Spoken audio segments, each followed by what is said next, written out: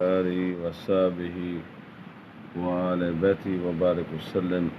ناظرین و حاضرین، جمعۃ المبارک کا فیض سارے اہل ایمان کو مبارک ہو۔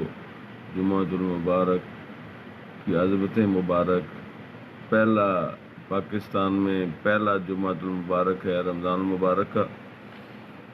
تھوڑا سا میرا ذہن بنا ہے کہ تھوڑا آج قرآن پاک مطالعہ کرتے ہیں، زیادہ آپ کا وقت نہیں لیتے۔ اعوذ باللہ من الشیطان الرجیم، بسم اللہ الرحمن الرحیم۔ قال اللہ تبارک و تعالی فی کتاب المجید والفرقان الحمید، وَاعْلَمُوا أَنَّمَا غَنِمْتُم مِّن شَيْءٍ فَأَنَّ لِلَّهِ خُمُسَهُ وَلِلرَّسُولِ وَلِذِي الْقُرْبَى وَالْيَتَامَى وَالْمَسَاكِينِ وَابْنِ السَّبِيلِ إن كنتم آمنتم بالله وما أنزلنا على عبدنا يوم الفرقان يوم التقى الجمعان والله على كل شيء قدير۔ اور جان لو جو کچھ غنیمت لو تو اس کا 5واں حصہ خاص اللہ اور رسول اور قرابت والوں اور یتیموں اور محتاجوں اور مسافروں کا ہے۔ اگر تم ایمان لائے ہو اللہ پر اور اس پر جو ہم نے اپنے بندے پر فیصلہ کے دن اتارا، جس دن دونوں فوجیں آپس میں بھڑ پڑی تھیں، اور اللہ سب کچھ کر سکتا ہے۔ جب تم اذ انتم بالعدوۃ الدنیا وهم بالعدوۃ القصوى والركب اسفل منكم ولو تبعتم لاختلفتم في الميعاد ولكن ليقضي الله امرا كان مفعولا ليهلك من هلك عن بينة ويحيى من حي عن بينة وإن الله لسميع عليم۔ جب تم نالے کے اس کنارے تھے اور کافر پر لے کنارے، اور کافرہ تم سے نیچے کی جانب، اور اگر تم آپس میں کوئی وعدہ کرتے تو ضرور وقت پر برابر نہ پہنچتے، لیکن یہ اس لیے کہ اللہ پورا کرے جو کام ہونا ہے، کہ جو ہلاک ہو دلیل سے ہلاک ہو اور جو جیے دلیل سے جیے، اور بے شک اللہ ضرور سنتا جانتا ہے۔ یُریکہم اللہ فی منامک قلیلا، جبکہ اے محبوب اللہ تمہیں کافروں کو تمہاری خواب میں تھوڑا دکھاتا تھا۔ وَلَوْ أَرَاكَهُمْ كَثِيرًا لَفَشِلْتُمْ، اور اے مسلمانوں اگر وہ تمہیں بہت کر کے دکھاتا تو تم ضرور بزدلی کرتے۔ وَلَتَنَازَعْتُمْ فِي الْأَمْرِ، اور معاملے میں جھگڑا ڈالتے۔ وَلَكِنَّ اللَّهَ سلم، مگر اللہ نے بچا لیا۔ انہ علیم بذات الصدور، بے شک وہ دلوں کی بات جانتا ہے۔ وَإِن يُرِيكُمُوهُمْ إِذِ الْتَقَيْتُمْ فِي أَعْيُنِكُمْ قَلِيلًا وَيُقَلِّلُكُمْ فِي أَعْيُنِهِمْ لِيَقْضِيَ اللَّهُ أَمْرًا كَانَ مَفْعُولًا وَإِلَى اللَّهِ تُرْجَعُ الْأُمُورُ۔ اور جب لڑتے وقت تمہیں کافر تھوڑے کر کے دکھائے اور تمہیں ان کی نگاہوں میں تھوڑا کیا، کہ اللہ پورا کرے جو کام ہونا ہے، اور اللہ کی طرف سب کاموں کی رجوع ہے۔ یا ایھا الذین آمنوا اذا لقیتم فئۃ فاثبتوا واذکروا اللہ کثیرا لعلکم تفلحون۔ اے ایمان والو، جب کسی فوج سے تمہارا مقابلہ ہو تو ثابت قدم رہو، اور اللہ کی یاد بہت کرو کہ تم مراد کو پہنچو، کہ تم کامیاب ہو جاؤ۔ وَأَطِیعُوا اللَّهَ وَرَسُولَهُ وَلَا تَنَازَعُوا فَتَفْشَلُوا وَتَذْهَبَ رِیحُکُمْ وَاصْبِرُوا إِنَّ اللَّهَ مَعَ الصَّابِرِینَ۔ اور اللہ اور اس کے رسول کا حکم مانو، اور آپس میں جھگڑو نہیں کہ پھر بزدلی کرو گے، اور تمہاری بندھی ہوئی ہوا جاتی رہے گی، اور صبر کرو، بے شک اللہ صبر والوں کے ساتھ ہے۔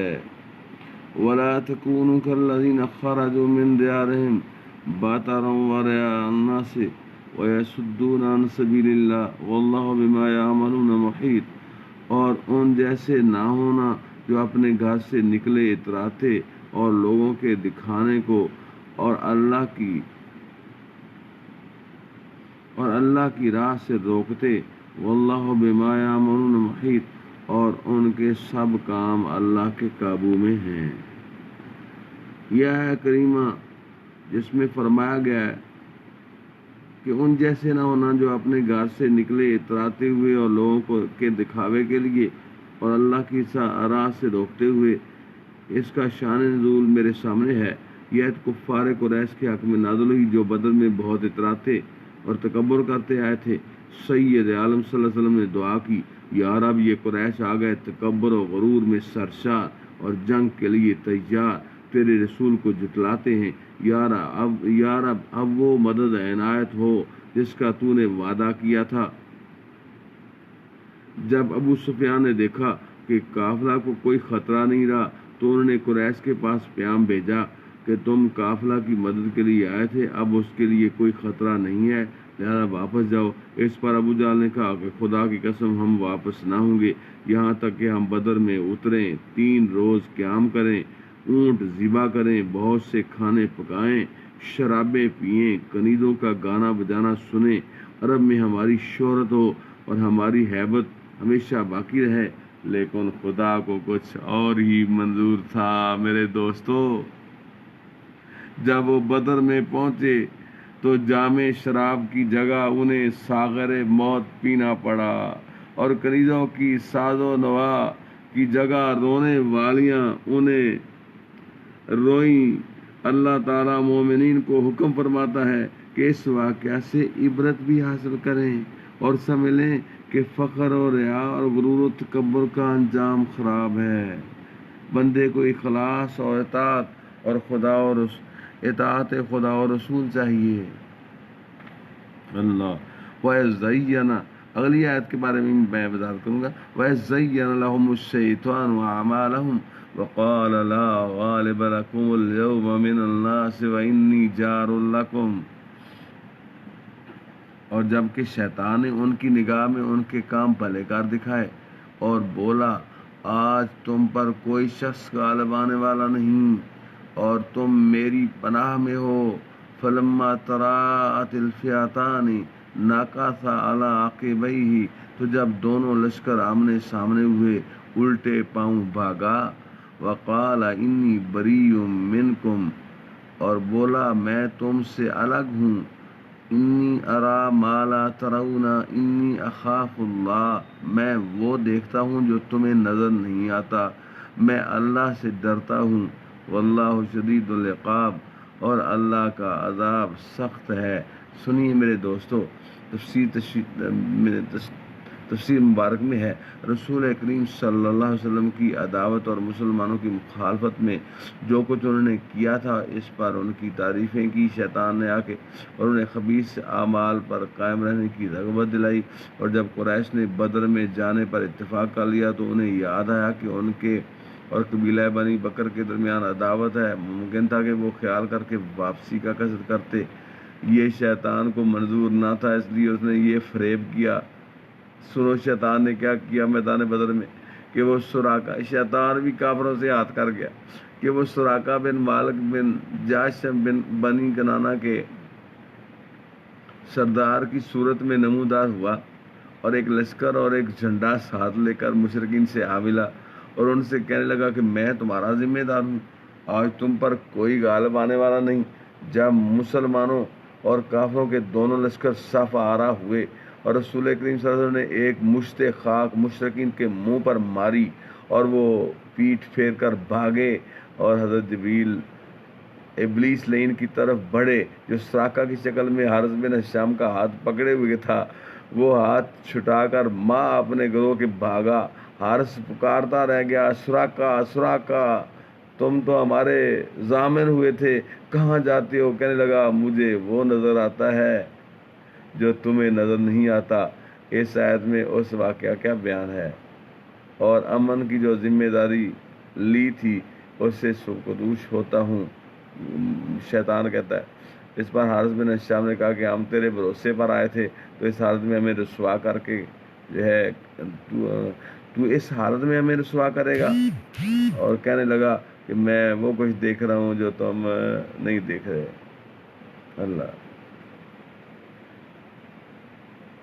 سنیں، جب کفار کو ہزیمت ہوئی اور وہ شکست کھا کر مکہ مکرمہ پہنچے تو انہوں نے یہ مشورہ کیا کہ ہماری شکست و ہزیمت کا باعث تو سراقہ ہوا، سراقہ کو یہ خبر پہنچی تو اسے حیرت ہوئی اور اس نے کہا یہ لوگ کیا کہتے ہیں، نہ مجھے ان کے آنے کی خبر نہ جانے کی۔ عظیمت ہو گئی۔ جب میں نے سنا ہے تو قریش نے کہا کہ تو فلاں فلاں روز ہمارے پاس آیا تھا، اس نے قسم کھائی کہ یہ غلط ہے۔ تب انہیں معلوم ہوا کہ وہ شیطان تھا جو ہمارے ساتھ ہاتھ کر گیا۔ حضرات محترم، اللہ رب العزت سے دعا ہے جمعۃ المبارک میں ہمیں ہر محاذ پہ فتح عطا فرمائے۔ اہل بدر کے صدقے میں، حضور علیہ السلام کے نالین پاک کے صدقے میں، حضور کی دعاؤں کے صدقے میں اہل ایمان کو ہر محاذ پہ فتح عطا فرمائے۔